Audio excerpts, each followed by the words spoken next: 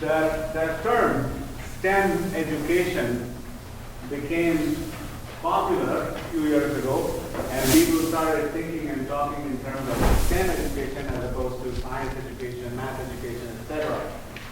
And with the advent of this concept of STEM education and then the publication of the curriculum frameworks for K-12 science education, the importance of engineering skills, practices, concepts gained a new importance within the realm of science education, which now we think more in terms of STEM education. So now all of a sudden people have to think in terms of how to incorporate engineering ideas into science instruction. Well, the challenge was taken up by somebody called Dr. Cunningham at the Boston Museum of Science, who spearheaded a program called Engineering is Elementary. Many of you are familiar with that. Many of you have used that program and worked with it in some ways. We are very honored and pleased this morning to have Dr. Cunningham herself here to share her insights about Engineering is Elementary, her experiences with the program, and the importance of why engineering should be included in this whole kind of STEM education. So without further ado, I would like to join me in welcoming Dr. Cunningham this morning. Thanks. It's good to be here. You may or may not know that we've actually had an affiliation with the Center for, I think, 4 or 5 years. I don't remember when Joelle and Lori came out years ago to work with us, and we work heavily back and forth with them and consider them among the best professional development providers we work with in the country. So if you have any questions about anything I say today, and I'm not here, they know about as much as I do about this. But I'm really happy to be here today to talk a little bit and share our experience with engaging elementary age students in engineering activities. My team and I have been working for over a decade with classroom teachers to think about how we can engage these young children in engineering. To date, we've reached about 10 million students and 110,000 teachers. And so I'd like to share a little bit of what we've learned from those teachers and over those years with you today. When I announced that I was going to be developing engineering and bringing it to the elementary school level, quite frankly, some people laughed at me. They said things like, what, you're going to do calculus with second graders? So 15 years ago when I began, engineering was unheard of at this young level. And so some people thought we were crazy, in part because they really didn't understand what it was that we were trying to do or what engineering might look like with young children. Some of you may be thinking or asking the same thing. So I thought I'd start by giving you a glimpse. In this first classroom, there are a class of first graders who are working as agricultural engineers as they design a device, a hand pollinator, that will pick up and drop off pollen for a model flower. Why do you make the hand pollinator? The hand pollinator needs to go to a flower, and it touches the pollen. Pollen needs to stick to it. And then you go to another flower. The pollen will what? Drop off and stick there, and take more and bring it to another flower. I want you to brainstorm ideas for your design.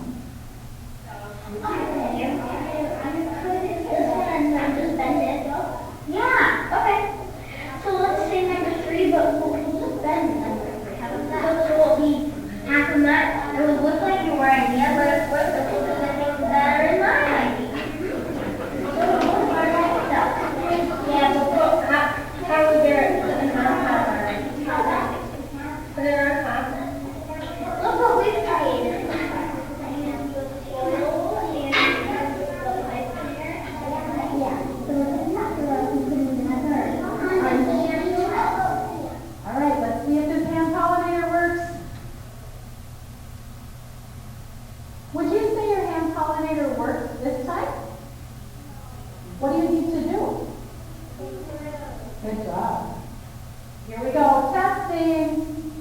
1, 2, 3. Good job. 3 tap taps. Okay, lift up your flower. Did it work? Well, congratulations. Give them a hand.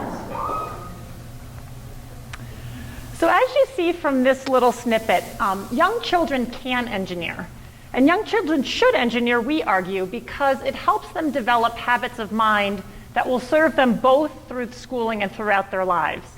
Introducing young children to engineering helps them understand how science, math, and engineering rely on each other, generates awareness and interest in STEM careers, prepares students for those careers, perhaps most importantly, prepares all students to function in and be informed participants in a modern democracy. I'm sure many of you have seen young children at play designing sandcastles, forts, towers, building them, and then knocking them down. The more that I've watched young children at play, the more I've realized that they're natural engineers. However, I would argue that traditionally our schools have educated these inclinations out of children. Traditional school instruction has not focused on helping kids do creative application of fact, but oftentimes asks them to regurgitate established correct facts on worksheets. If every kid is an engineer and we're not nurturing these habits as problem solvers and innovators, I thought, how can we think about taking this passion, this natural passion that young children have, and keeping it alive as they design, innovate, and problem solve? So the big question I had was, could we create curricular materials that teach basic engineering concepts and skills, cultivate engineering habits of mind, but that are still engaging and age appropriate for young kids? When I began, it was virtually unheard of to teach engineering at the elementary level.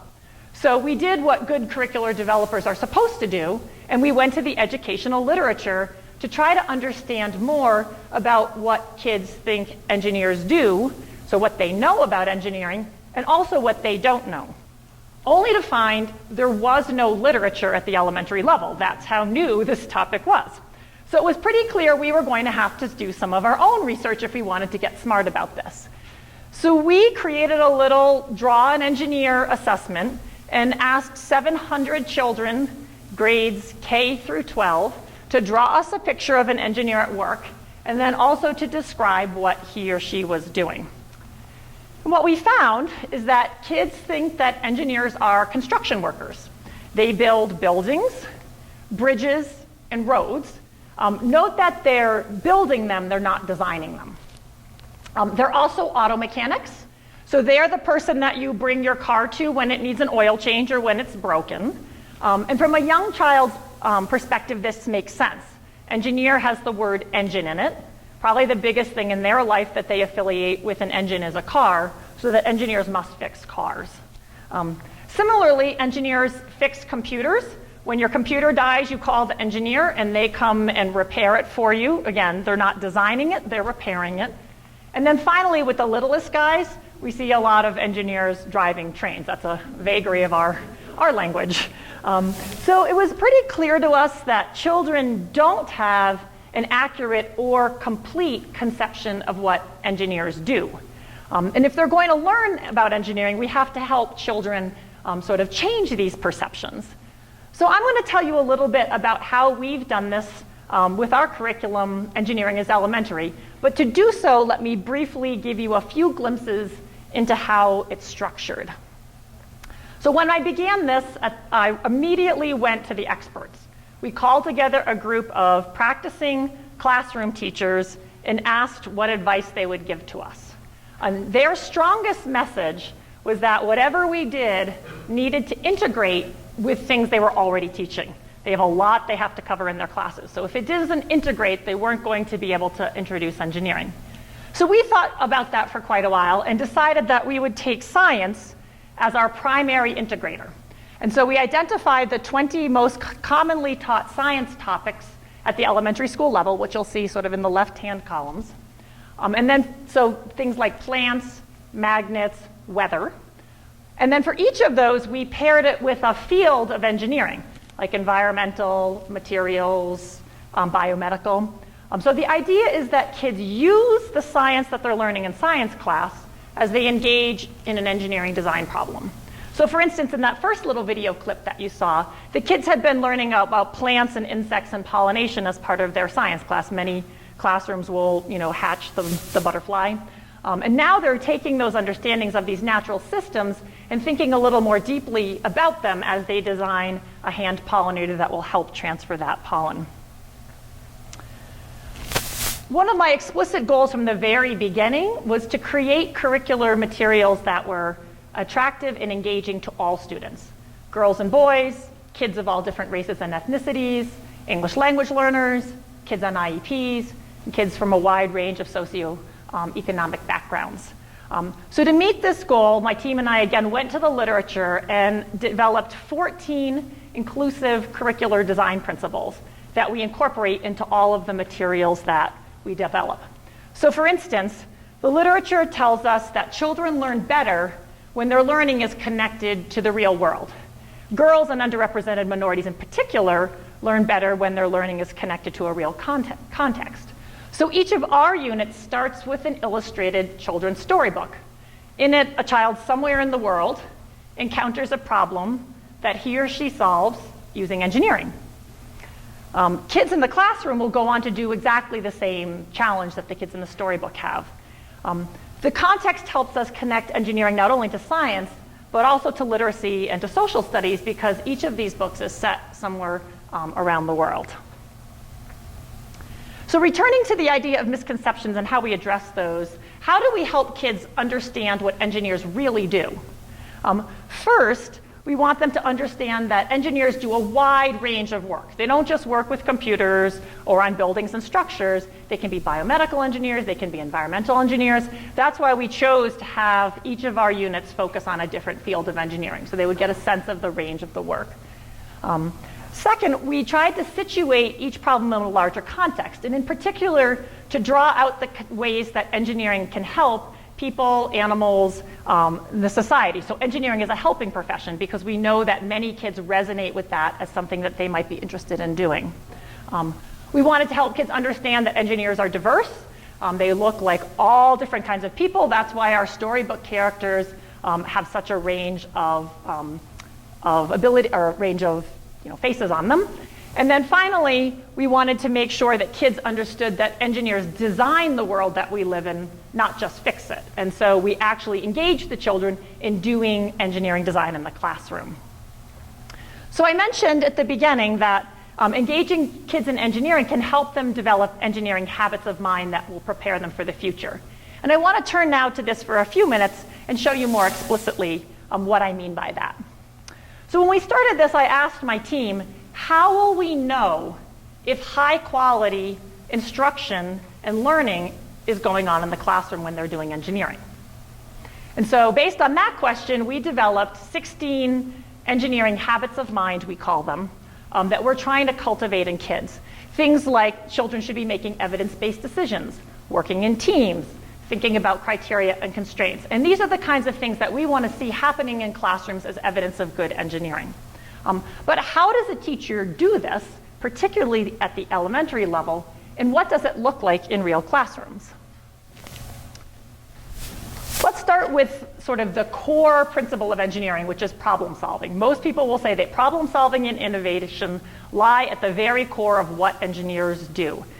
As engineers work through a problem, they take a certain approach that we can sort of classify into a series of steps called the engineering design process.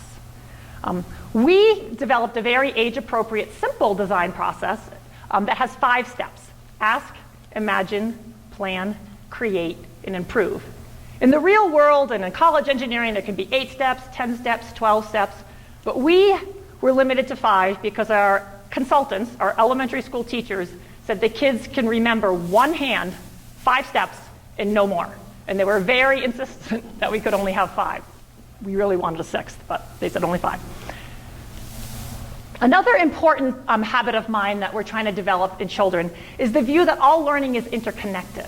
So in the real world, engineers constantly draw on science and math to inform the designs that they do. So children in classrooms should also have that same kind of opportunity to make the connections between these different fields. We do this by engaging children in a hands-on process. We ask them to actually do the engineering in their classroom and manipulate materials, because by doing this, we believe that children learn the content better. So let's see what this might look like in the classroom. In this class, a group of 5th graders are manipulating magnets. They're working on designing a model magnetic levitation, or maglev, train system. In their planning, they're drawing on some of the science that they've learned about magnets previously in their science class to inform their thinking. In this first clip, you'll see the teachers prompting the kids to think about what are some of the properties of materials they've already learned about in science that they might now apply as they start to think about their maglev trains. Okay, let me share with you what Carell put. Carell says, property 1, the repelling of the poles. She says this property is important because if you don't put the same poles together, the train would not levitate. So that's a property of magnets, so it's going to help her in designing her maglev system. Let's look at property number 2. She says you can use the bar magnets to figure out the poles. This is important because if you don't know which pole is which, how would you put the magnets on the right side to make them levitate? So she's thinking about those properties, and she's thinking, how can this help me when I'm designing my maglev system? Thank you for sharing, Carell. In the second clip, a different class of students is also engaged in this challenge, but now they're calling on their science knowledge as they start to troubleshoot their design. So they've already created a design, and they're trying to think about how they might improve it.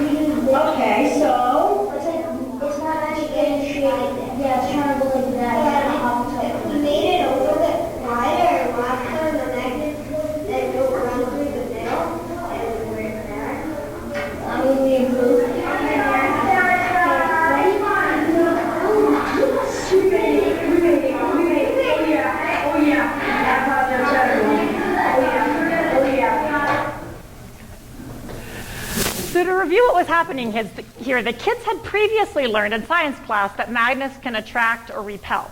And now they have to call upon this knowledge because in order for their train to levitate or to float, the magnets need to repel. For them to do that, they need to understand where those poles are on various different kinds of magnets. We've talked about habits of mind like problem solving and interconnecting. But this last video also demonstrates another very important engineering habit of mind, that it's okay to fail. Real engineers know and embrace this idea, that failure helps you learn what works. So as you noticed in this video, and also in the first video I showed, when the initial design doesn't work, the kids sort of happily go back and continue to redesign until they come up with something that does meet the solution. The idea that failure can be good is radical for many classrooms, but it's the way that engineering works.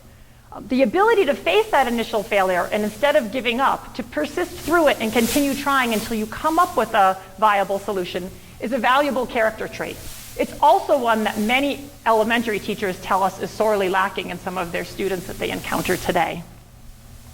In the engineering design process, we have built an improved step right into it. So kids know from the very beginning that they're going to be trying again and again and again, that engineering involves multiple iterations. When designs fail, it provides a learning opportunity for the students to go back and think more deeply about what's going on as they improve their subsequent designs.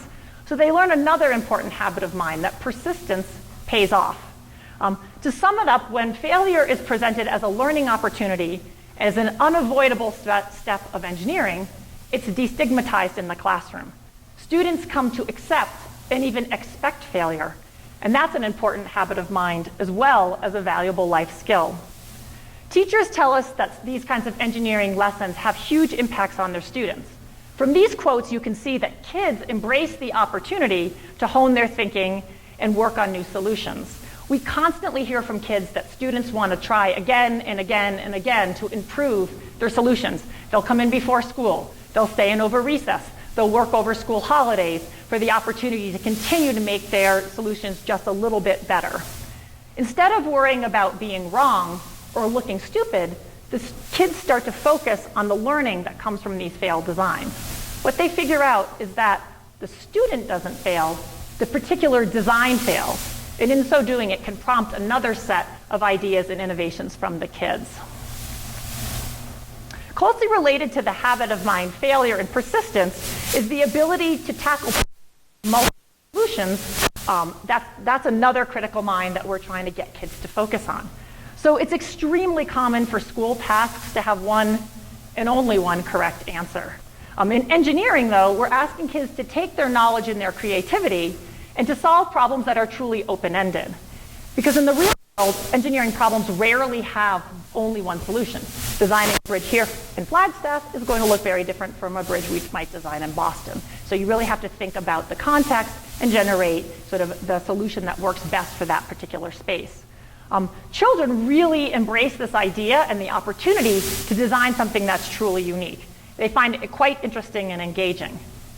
Teachers, too, find this highlight of teaching engineering. Notice how this teacher wraps up a lesson where she's asked students to design a package for a plant that will keep it healthy. Oops. Let's see if it's going to go. Did I give a different assignment to each group? Or did I give the same assignment to each group? Everybody got the same assignment. Now that you have seen all the different packages, did the packages all come out the same? No, they didn't. Some are similar, but are any exactly like another one? Not one. And I found that very interesting. Everybody had the same materials, everybody had the same assignment, but your ideas made all the packages different. Very nice.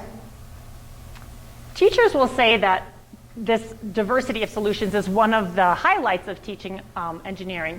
Here's Julie, the teacher from the Bugs video, talking about her experience doing this engineering challenge. I think the variety of solutions that the kids came up with was the most exciting for me. None of the hand pollinators looked the same. Not even similar. They used obviously the same materials. They're very creative. They're very different. It was, I think the most exciting part was to watch them try it. And then to see the wheels turning and to talk amongst themselves about how to improve it was priceless. Did you notice how interested the kids were in each other's designs? Design challenges that allow this sort of innovative problem solving help students develop innovation and creativity. We constantly hear stories from teachers in the classroom who will tell us that children who have checked out of regular activities can be re-engaged and start to actually pay attention and participate when they engage in engineering activities. And it's this idea that there's no wrong answer and that they could truly do something that's unique that we think really captivates those students. Engineers consider multiple ideas with multiple solutions, and they also work in teams with multiple people. So teamwork is a central tenet of engineering. When children engineer, they experience and develop the ability to consider other people's perspective, argue from data and evidence, compromise, and select the best idea, all of which are valuable life skills. Let's poke our head into a 5th grade class. These students are designing models of membranes that will be used in a habitat for a frog. The goal is to keep the frog's skin moist without flooding the habitat. So prior to this little clip, the students have conducted some tests, and they've used the materials that they'll have available for their big design challenge: cheesecloth, felt, sponges, aluminum foil, and coffee filters, and tested how quickly water passes through each of those. They've had a little time to think individually and brainstorm what they think a solution might look like. And now they're coming together as a team because as a group, they have to come up with one initial solution that they'll move forward with. Your goal is not just to pick your design. Your goal is to create the best design to make sure that the frog stays moist for a certain period of time. 6 minutes, begin. I was born in the teaspoon because ball top here, sponges. But the cheese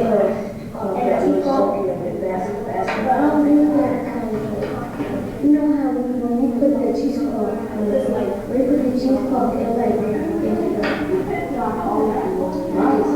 put the sponge on top instead of the cheese cloth because the cheese cloth is wetter and it holds all the water to the sponge and it drips fast.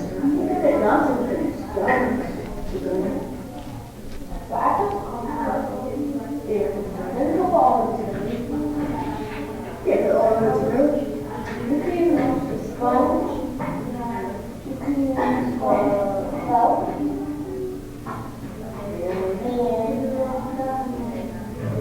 You can also use try the cheese cloth.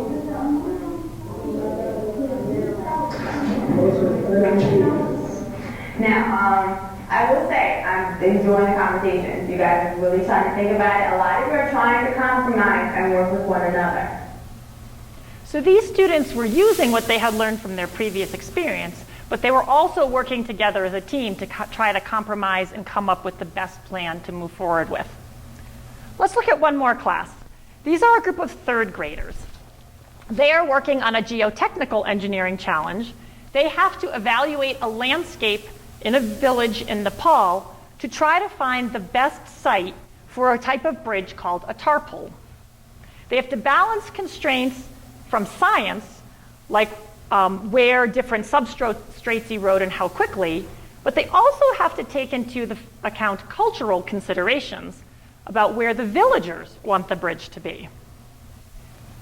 The students have a map with potential sites for the bridge located by letters of the alphabet. Listen to their arguments about these sites. Notice how they use their knowledge of science. For example, erosion happens faster at a curve, but also how they draw on the cultural constraints as were presented in the storybook. In the book, the little boy has a grandmother called Aji in Nepalese who is sick and needs to get to the clinic. It sounds like you've narrowed it down to 8 3. Okay, I'm going to come back and check on that. Got to narrow it down because a lot of people are already down here talking about the advantage of listening, which you've already talked about. But we got to get down on paper. We should do F. Why? But it's closer to your F. You have to walk too. It's closer to your partner. Yeah. No, yeah, Auntie is not walking because he's sick. Yeah, she's already here. Or help her out after all. Yeah. Come on, he's closer in the straight. Oh my God. Eat on. That's it. We're doing rock, paper, scissors. Rock, paper, scissors. Rock, paper, scissors. Rock, paper, scissors.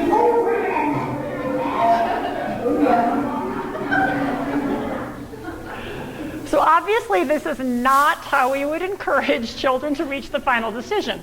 But nevertheless, I suspect engineers revert to this technique sometimes as well. Elementary teachers, teachers in particular elementary school teachers, are trying to foster teamwork among their students and help them learn how to work best in teams.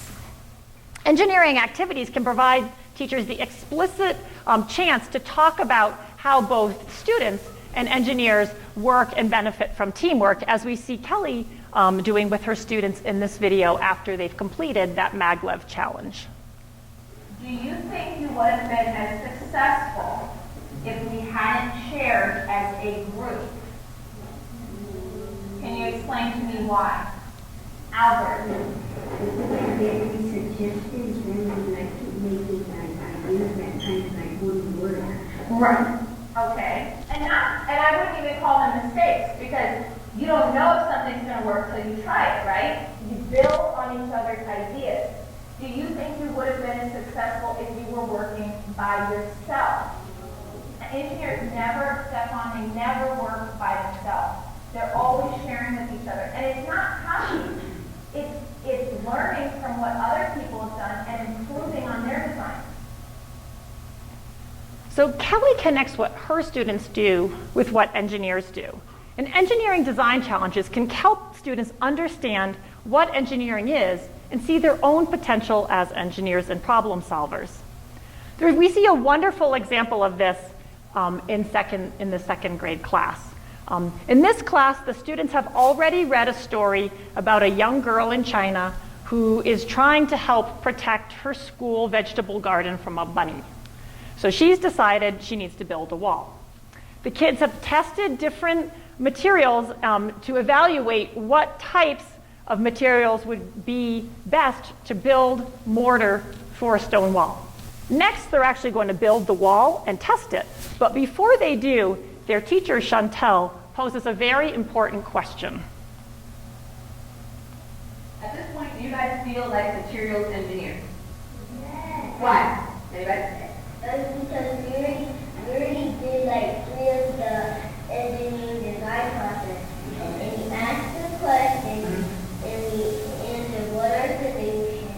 Okay. Anybody else? Do you feel like a materials engineer and why?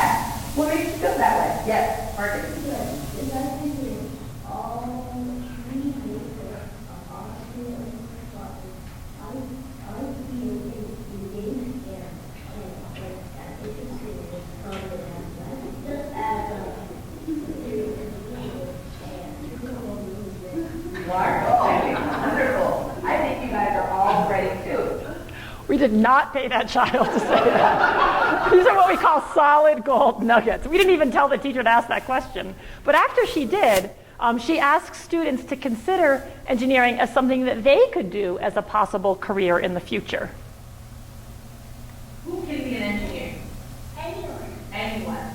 Okay? And I hope that everybody realizes that, all right? Yeah, children. Even children. So not just adults, but even children. Now, of course, if you're an engineer as an adult, what you will. An engineer as a career. You can go to college, learn more about the field, and then eventually you can spend every single day, for example, being a materials engineer, working with a bunch of materials, figuring out how they go together, making new materials from existing materials, okay? It is a wealth of opportunities for people who are interested in engineering. So to grow up to be an engineer, kids need to be able to imagine themselves as engineers. And engaging in problem solving at the elementary level gives them some glimpse that this is a possible career path in the future.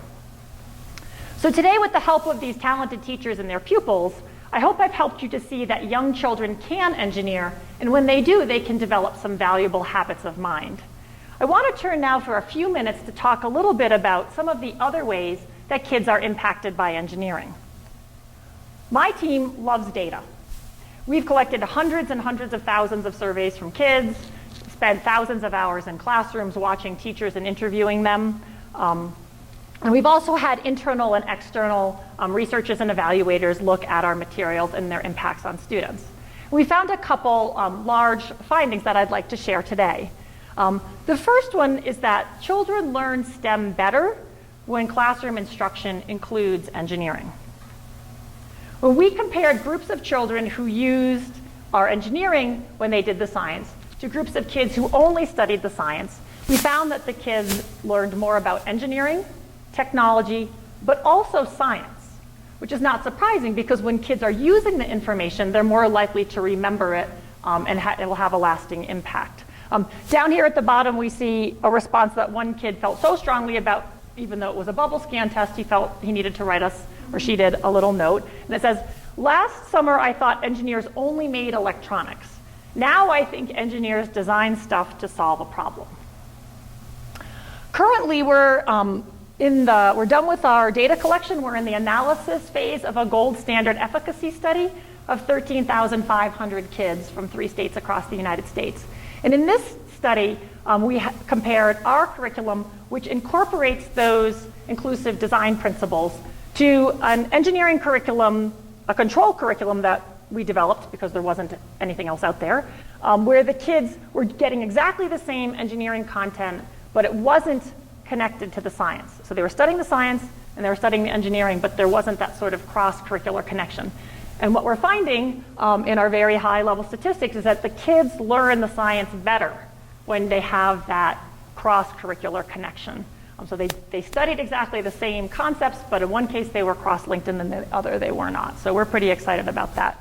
But students also learn through their engineering experience some of these valuable habits of mind that we're talking about.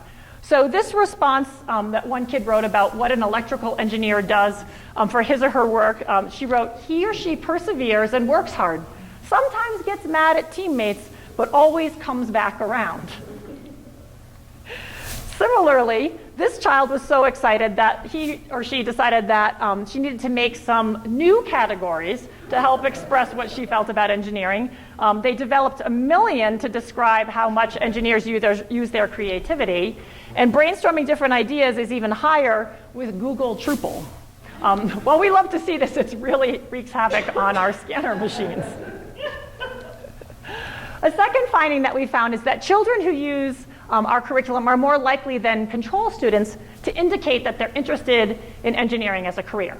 And yes, we know it's at least 10 to 20 years away, but if you don't have that interest, you're never going to actually think about it. And so the kind of things we'll see, we also collect lots and lots of open-ended data in addition to the more standardized bubble scan sheets. And here we have a page of a student's journal where she not only decides that when she grows up she's going to be an engineer, but describes in great detail what she plans to do. She's going to make a gum that will last a whole entire day, 2-sided pencils that are fuzzy, a hat that has a back scratcher on it, a hand clapping light, 1 for on, 2 for off. There would also be toe polish that paints itself. So she has quite an array of things that she's going to focus on as an engineer. Students who have this sort of thing and can see themselves tend to link with these ideas of helping people, as we see this child mention as she's talking about her future. I would like to be an engineer because I've been wanting to make things that would be helpful. And when I grow up, I think I can make things that would be helpful. Finally, we've looked through all of our research, making sure that we parse out how the curriculum impacts students from different kinds of underrepresented groups. So this is actually a study that an external group, Horizon Research, did for us, where they found that students from different underrepresented groups showed increased interest, engagement, and performance when they were using the EIE engineering curriculum as compared to that same classroom when they were engaged in either science or just school more generally. So that's a really positive thing that we think. So today I hope I've given you a glimpse into the fact that when kids use their creativity, when we give them the opportunity to engage in open-ended problems with multiple solutions, that we give them sort of an opportunity not only to learn more about science, technology, and engineering and mathematics, but also to develop the kinds of habits and skills of mind that will serve them not only in school, but also in their life more generally. So thank you.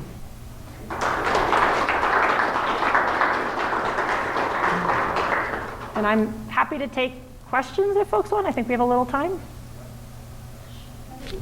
I was wondering, you did those figure drawings. Did you go back and do like a post-test with the kids that went to the curriculum to see Oh, with the design and engineer test? No, we actually quickly, abandoned that, abandoned that instrument. So we had a number of issues. It was sort of a good first dipstick, but we started asking ourselves, is this all that kids believe?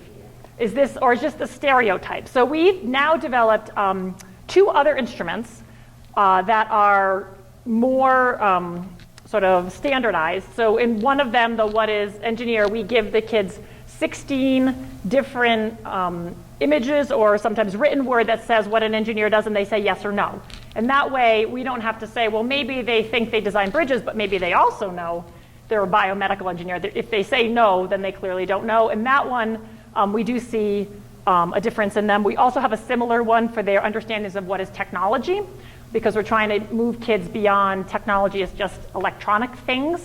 And so we have a similar thing where there's about 16 different items, everything from bicycle to iPod, and we have the kids identify pre-post whether or not they consider that a technology. So we find that to be a much more reliable and valid instrument than that very, very first dipstick.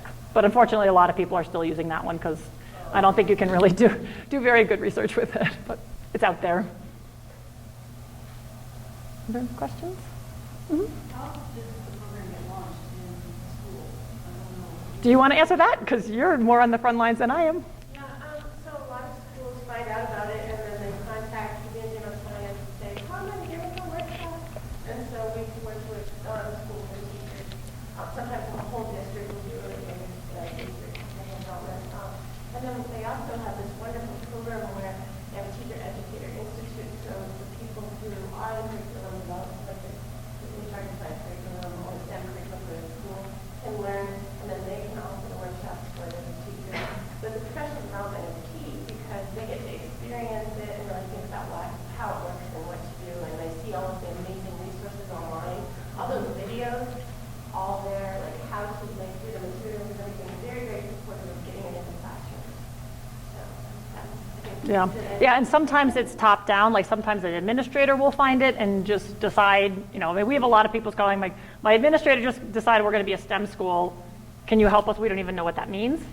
So sometimes it's a top-down decision, and sometimes it's the opposite. A teacher will find us of her own volition, come to one of our workshops or one of our partners, and then it starts to spread because the little kids talk about this, and they'll talk about, Juan Daniel, and people are like, who's Juan Daniel?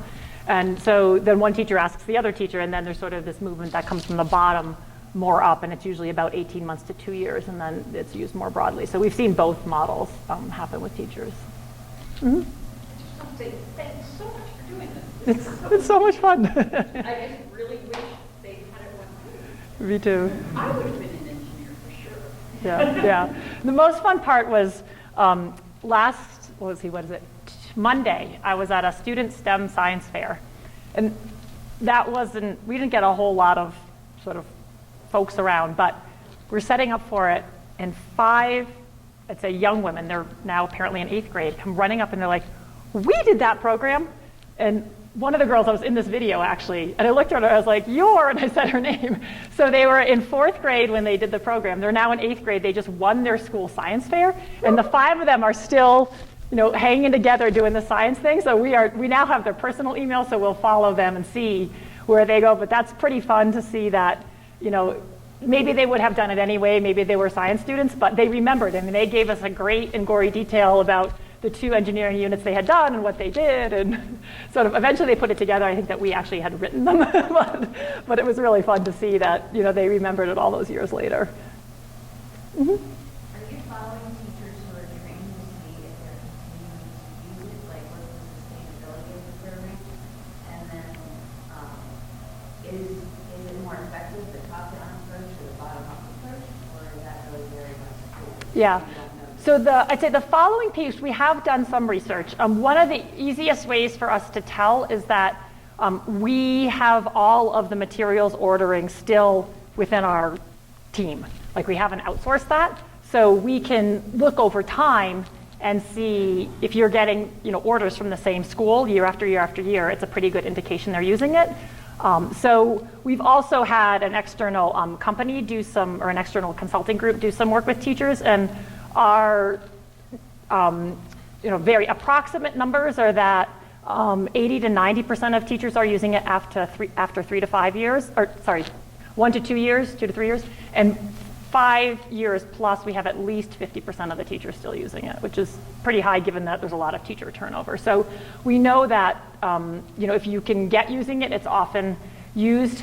In terms of which approach is better, I mean, it's really good if the school can get professional development for all of the teachers because it gives you a set of peers to interact with, but we generally don't sort of advocate one approach or another approach. It's also hard if a administrator comes in and makes a blanket announcement. So what we generally try to do in some of the larger districts we're working with is to find a group of early adopter teachers and have them come to a workshop. You know, these are people who want to do it. Come to a workshop, do it for a year, get familiar, and then they become sort of the evangelists within the school, because now there's a solution or a proof that it works with our kids. Somehow, you know, everybody's kids are so precious and so different that there is no transfer from their district to the next district. It's quite amazing, actually.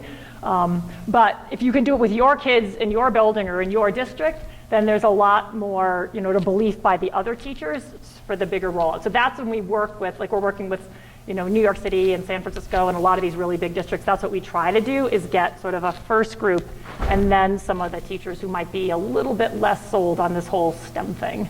And that seems to be a pretty good report. But I think the professional development, you can do it without professional development. And we have teachers who don't come who can get the materials and do them. But I think it's so much easier for the teacher if they have that opportunity to go through the experience before they're doing it with a group of kids. Because for many of them, this is a very different teaching experience than they've had previously. It is genuinely open-ended. And they'll come to us and say, but where's the answer key?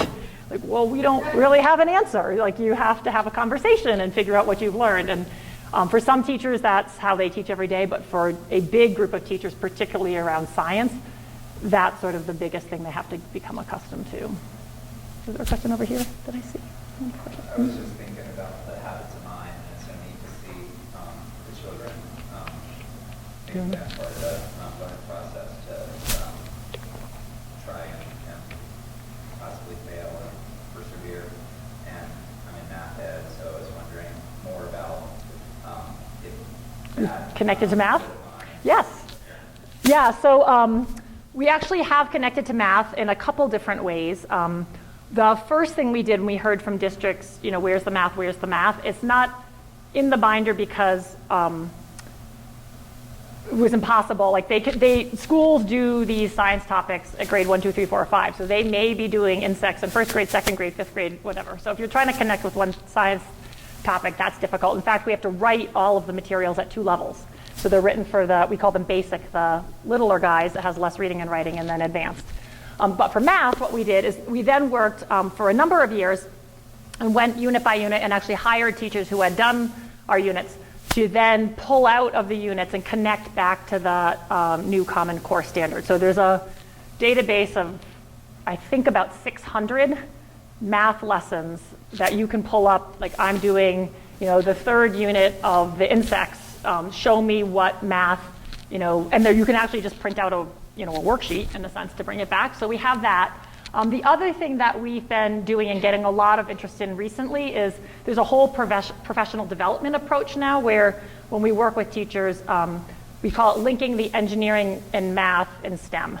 And so they learn about EIE, but they do it from a lens of, you know, more focusing on the mathematics that's behind an engineering unit than only the science. And that seems to, just in the past few months, we've had a lot of requests for that. So we have both of those available and outlined to try to make that connection a little more close for teachers. And then I guess what I'm wondering is, having those experiences, if that perseverance, ability to stick to learning opportunities and work through them transfers to other tasks that aren't. Yeah. Well, it's interesting because we've had a couple schools decide to become engineering schools. And one of my favorite schools is in North Carolina. They were sort of a failing school, you know, like 98% of their kids were from the projects. And the principal decided, you know, one summer, we're going to engineering. And the teachers got the choice to stay or leave. So nobody was forced to stay. And everything in the school got oriented around the 5 steps of the engineering design process, to the point that if you got sent to the principal's office, you asked what the problem was, you imagined some different ways that you might have been able to deal with that particularly. So it was everywhere, in the bathroom, and those kids, like, you know, you go in there and they'll tell you exactly what it is. So it's sort of a more general problem solving thing, and I know there's a math problem solving, and there's like the writing process teachers have told us is very similar, and so connecting those, like, it really is a general problem solving process. It's not unique to engineering. There are elements that we sort of call out in engineering, but so we have heard from teachers that when they introduce it to the kids, they can then use it, for solving where we're going to go on a field trip. Well, let's, try to figure out how we're going to make that decision. And it is a much more general kind of process. But we haven't, done a whole lot of publicity about that. It's a little bit beside us. The other thing I should mention is that this is the school-based program, but we also have an out-of-school time curriculum we've developed because people started trying to take this and use it in after school and summer camps, and it wasn't really designed for that. Like kids, as we learned, are done with writing at 3 o'clock or whenever their school day ends. So we've developed 2 other curricula, one for the elementary school that uses the same engineering design process, but is much more in line with the kind of stuff that kids would be doing in after-school settings, and it also isn't quite as scaffolded because not every kid comes every day. So you can't have the same knowledge dependency. There's knowledge linkages, but not so much knowledge dependency. And then we have one for the middle school, but the middle school, they get to use an 8-step engineering design process. We are in the process of developing a preschool engineering, and that is a whole different can of worms. We're realizing it's super fun. So that will be out, we think, in 2018. And that one we're going to a 3-step. We're not even necessarily, we're calling it the WEDP. It's called, the title of it is We Engineer, is our new one. So we're seeing what does it look like with little kids, ages 3 through 5, not grades 3 through 5. And they can do it, but it's a whole different can of worms. It's very humbling when you move into a new area because you realize what you don't know. So we are heavily testing that, and we'll have that out as well. So we're hoping we sort of have this continuum of reinforcing. With the little guys, it's mostly about materials and properties. Like they're becoming familiar with what does it mean to be loud or strong or sticky or noisy. So that's the kind of thing we're trying to reinforce there. But there's always something different to try. What do you think are the biggest challenges you face when people either adopt your program or you're just in the philosophical underpinnings? Yeah, so when we started, it was, and that was 13 years ago, but pre-Next Gen, people literally thought I was insane. Right. So we got over that hump. We got over the, because nobody knew what engineering, and there are a number of college engineering faculty who are adamantly opposed that we should not have pre-college, particularly elementary engineering. And I said, well, we do pre-college reading and pre-college writing and pre-college mathematics. So that was sort of the initial hump, is just getting people to think in that space. I think now it's sort of the biggest challenge is the same challenge that science faces, and that at least until very recently with these new testing standards, all the focus is on math and reading, and it's very hard to get the time in the school day, never mind teachers who are well-trained in sort of science or engineering, to bring it in. Now, the difference, I think, I started out in middle school, high school, doing engineering, and actually that was way harder. When I moved to elementary, this was sort of, I got someone left and I got the grant sort of dumped on my plate, and I was like, oh yeah, this is never gonna work. So I wrote a little proposal. I was like, yeah, we'll be a good doobie, we'll spend this. I think we had $60,000, and then I'll happily go back and work with my teachers who know something about their science. And I couldn't have been more wrong. And in part, I think elementary teachers are used to working with multiple subjects. So it was a little bit easier. And in part, they have a little more flexibility in their day. So if something really works for those kids, I don't know how they do it in some of these districts, but they figure out how to do it. But that's still attention. And I know now with the new reappropriation of the No Child Left Behind, whatever it is now, ESEA, they're trying to move some of that testing or trying to be attentive to it. But the first thing we always hear from teachers is time, which I think is tragic. But I think we're also slowly thinking more about sort of project-based learning and getting back to the fact that, we as humans, I don't walk into my job and say, okay, now I'm going to do the math part of my day and work on budgets. And I don't work on social studies because I'm having a staff conflict over here. I think we work on projects and then call on the knowledge. And I know when I went to school in the 70s, it was more like that. And I sense there's a little movement in that direction if we can sort of get these standardized tests downgraded. So that is still, I think, in terms of getting engineering into the classroom, that's the biggest one. And then the second biggest one is getting the money and the materials, that teachers can do that. It's, fortunately the economy's turning around slowly, but when we started this, it was the bottom of there was no money anywhere. But there's a lot of corporate money out there. And so that's really been, a lot of our districts have actually been able to get support from outside the district to bring this in. Questions? Okay. Well, then I'll let you go. Great, thank you. Thanks very much.